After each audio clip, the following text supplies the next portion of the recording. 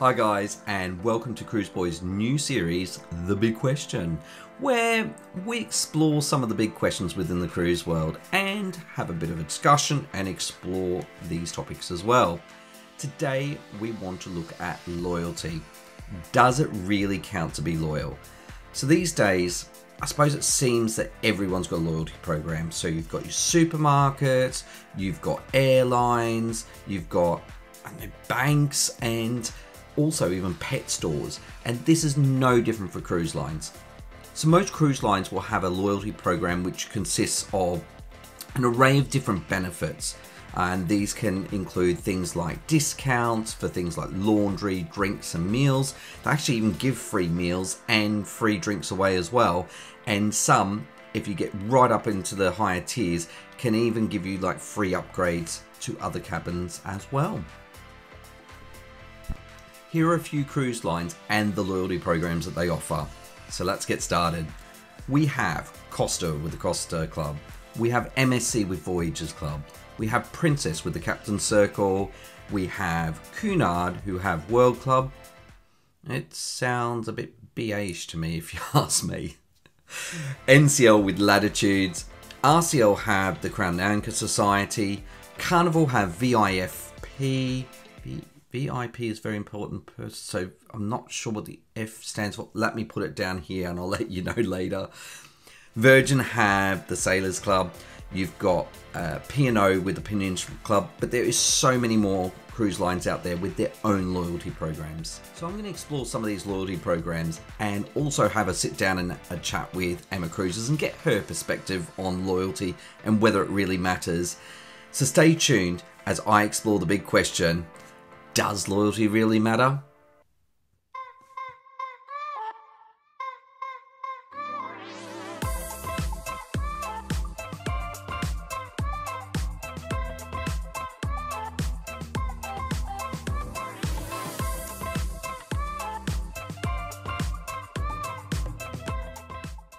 Most cruise line loyalty programs consist of a number of tiers that you can actually move up, and the way you do that is through points accumulation. So points accumulation can be based on things like nights on board the ship. It can also be based on the cabin and category of cabin that you are in. So you can also gain points when you're on board, so through shopping, so like clothes, excursion, drinks, and also some cruise lines occasionally will offer promotional offers. So some do double points for staying in suites. So I'm going to look at 4 loyalty programs with 4 different cruise lines, and I want to have a look and see what is it that they're giving you, and how long, importantly, does it take you to get to those top tiers and to get those really good benefits as well. So the cruise lines that I'm going to be exploring are MSC, Royal Caribbean, Cunard and P&O. Let's start with MSC's loyalty program, which is called the Voyagers Club. Now there's something that's a little bit more unique with this program, and that is that you can do a status match, and that status match is for either other cruise lines, or you can actually status match with things like hotels. What does that mean? It means that you don't even have to have cruised on MSC to get to the top tier. So for example, if you have got top status with, say, hotel chain Hilton, you can actually go onto the diamond status without even sailing MSC and start enjoying the perks and benefits straight away on your first cruise. So it's really, really good. MSC use a points-based system. So for each category that and number of nights that you stay on board, you'll get a couple of like 100 points as well. And they can add up really fast as well, depending on how much you sail with MSC. So I want to go and have a look and first of all explore what you're getting for your lower level tier, and then let's have a look and see when the perks are going to kick in. There's blue, which is classic. There's silver, gold and diamond, which is your top tier. With your blue or welcome, one really good thing is that you're going to get a 5% discount on future cruises, and that's been really, really handy when we booked with MSC in the past as well. You're going to get generally just a raft of discounts under that category as well. So it's just discounts on spas and food and drink and things like that. When you move on to, say, in your silver category, you're going to get some onboard spend, which is like £50, €50, which is really, really handy. And then it's not until you get sort of to your gold and your diamond tiers that you're really going to get your benefits. So that's where you're going to get your free 1 hour thermal treatment in the spa. That's always handy. You're also going to get a free meal when you're on diamond, and that's where you can actually take someone from your cabin with you as well, and that's at some selected specialty restaurants on board. You're going to get robes and slippers, macaroons, and a bottle of spumante, and that's always great for sail away. Next, I'm going to have a look at Royal Caribbean's loyalty program, which is the Crown and Anchor. So with the Crown and Anchor, it has 6 tiers, so it is quite lengthy. And they are Gold, Platinum, Emerald, Diamond, Diamond Plus, and Pinnacle Club. Now, these range from 3 points to 700 points. And the way in which their point system actually works is that it's the number of nights that you're on board. So essentially, to start on Gold, you have to have sailed at least 3 nights. And then to get to Pinnacle Class, unless you're in a suite where they offer double points, I've guess that you're going to have to be pretty loyal to Royal, because it's going to take you near on 2 years sailing every single night to get to Pinnacle Club. So what are you going to get with this? Well, on your gold status, it is mainly where you're just going to get, like most programs, discounts. So discounts off food and spa and off internet and those types of things as well. It's not until you move more into your diamond status, which is 80 nights, that you're going to get some really good benefits. So this is where you're going to start getting benefits like complimentary drinks, better discounts, you've got a free day surfing the internet, and then just the percentage of how much you get off your discounts is increased as well. It's not until, or when you get to Pinnacle Club, it is where you are going to start to get a lot more, and this is where you're going to get a lot more complimentary drinks. You're going to get discount on your beverage packages, which is good because Royal Caribbean drinks packages are expensive. You're going to get your better bathroom amenities and also access to the coastal kitchen. You're going to get daily breakfast in the specialty restaurant, which is kind of nice. And then you're going to get access to things like suite and concierge lounges. But 700 nights, that's quite expensive, and that's a lot to be loyal to. Cunard's loyalty program is called World Club and consists of 4 tiers. So it starts from silver, don't start from bronze, silver, gold, platinum, and diamond. And the points are based on either the number of nights that you cruise or the number of voyages that you actually do. So you can move up the tiers pretty quickly. So with the silver category, you're not really getting much. You may get some specials, you may get an onboard loyalty representative, and you're just getting like a magazine. If we compare that to your top tier, which is the diamond, so this is where you've done your 15 voyages or 150 nights, and you will find a lot of Cunardians who have done that type of cruising as well. That's where the really good benefits start to kick in. So you're going to get your diamond pin, you're going to get some credit towards internet, I think it's like $55, and then you've also got priority disembarkation. You can have a complimentary meal in one of the alternative dining rooms, a specialty restaurant. You have also got a dedicated diamond member contact at the World Guest as well, so you get treated a little bit special. Not much in the World Club, but there's a few nice perks there. The last loyalty program I want to look at is P&O's loyalty program, which is called the Peninsula Club. Now the Peninsula Club has 6 different levels or tiers, and the way in which you accumulate points is by the number of nights that you've been on board. Now it's a bit odd, but what they actually do is they award you 10 points for every night. So for the starting tier or the bottom tier, which is called the Pacific tier, you have to have sailed at least 15 nights. Now I'm going to show you in a moment what you're actually going to get. One thing is a 5% onboard discount, okay, but you're just getting a newsletter as well. I suppose that's the highlights. There is a gift for under 17s as well, but as loyalty programs go, it's not much. I think where you're going to really start to see where the benefits kick in is when you get to the Caribbean tier, and that's when you've been sailing at least 200 nights, and you're going to start to see some really good benefits here. So your on-board discount is going to be 10% rather than 5%. You're going to have an officer-hosted party. You're going to have a cocktail party. You're going to have a glass of wine or champagne to celebrate. You're also going to have a complimentary half bottle of champagne in your cabin as well.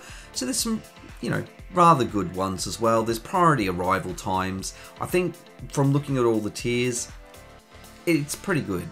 But when you start getting up to your top tiers, so your Baltic tier doesn't include much more, but when you get to your Ligurian tier, I mean, that's when you have had to have cruised at least 201 nights on board, I believe, and you're not getting much more. I mean, if anything, you have priority disembarkation, and then apart from that, you're getting everything that you get in the Caribbean.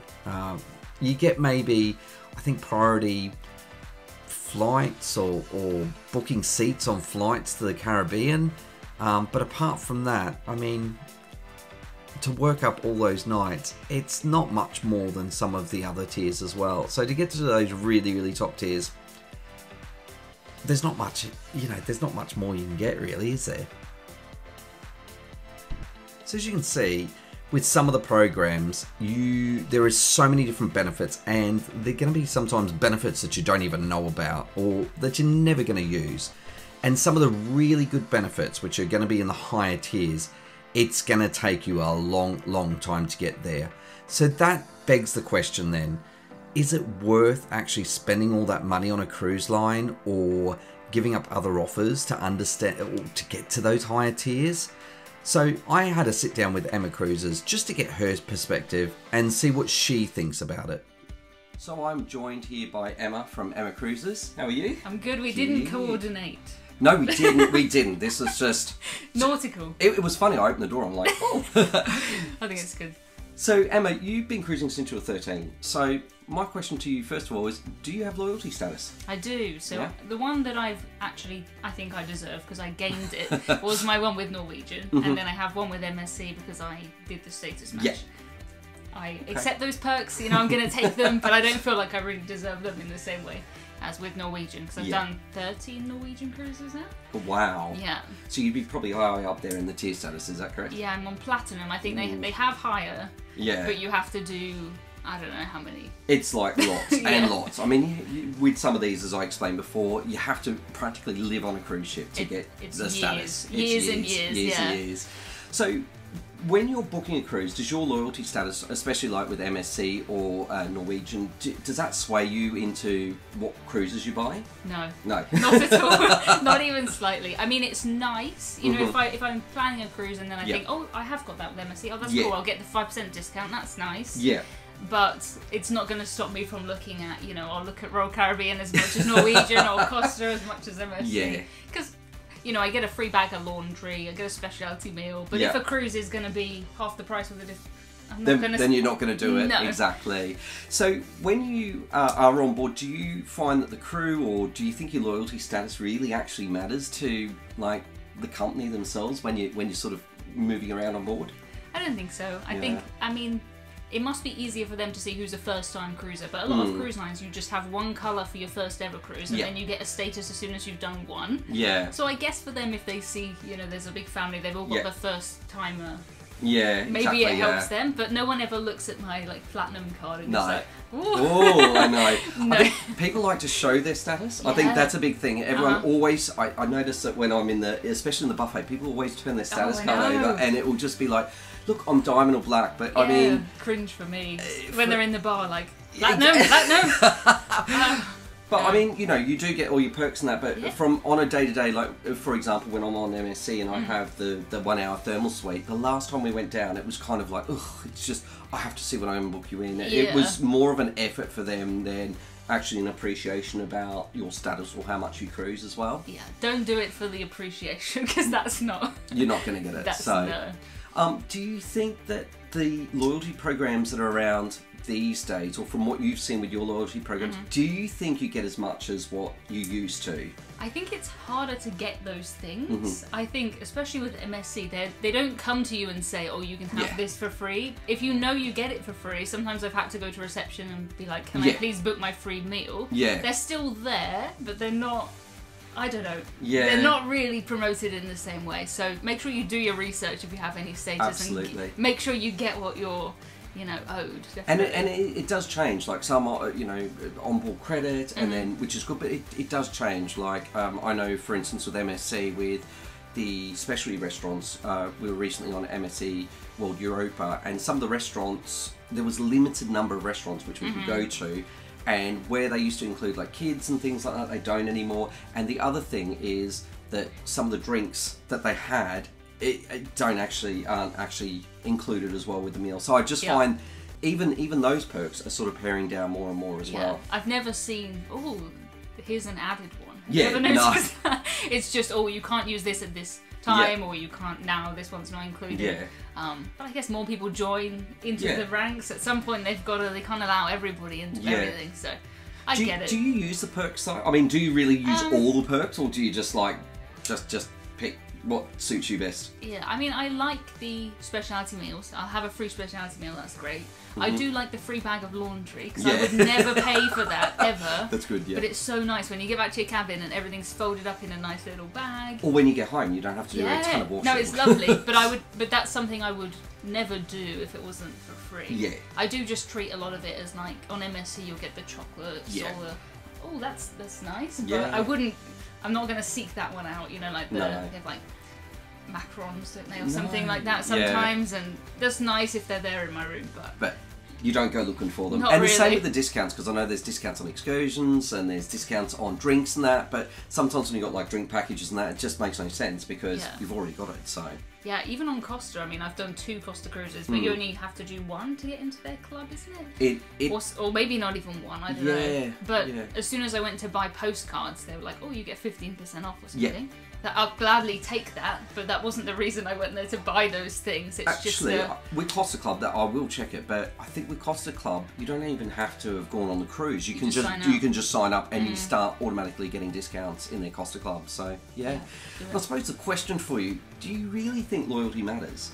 No, it doesn't. Not at all. Don't do it. Don't do it. I think so many people are so stuck in their ways. They think, I love Royal Caribbean, that's fantastic, you found something you love, but if you love that, you'll probably also love Norwegian. If you really like, you know, a celebrity cruise, you'll probably also like a princess cruise, and if you just don't even look, there could be another cruise that's literally half the price, or one that's the same price but twice as long, or goes to better ports. So I think some people are quite held back by, you know, this is what I know, this is what I like, and I understand that. You know, you don't want to take a risk, and every cruise line says that they're very different from all the other cruise lines, but some of them are pretty similar, aren't they? Yeah, absolutely.